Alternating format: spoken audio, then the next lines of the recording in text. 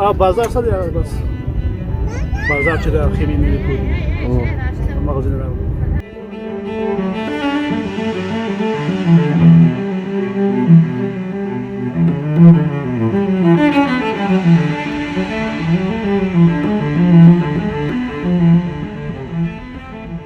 اوس حالات ټیک ټاک و بس خیر خیر ده خو موږ کاروبار پکې نه چلېدو پوه شوې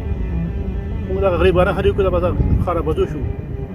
زموږ کباړ مباړ بند شو کباړ بنګني موږ کار نه چلېدو بس موږ تر هغه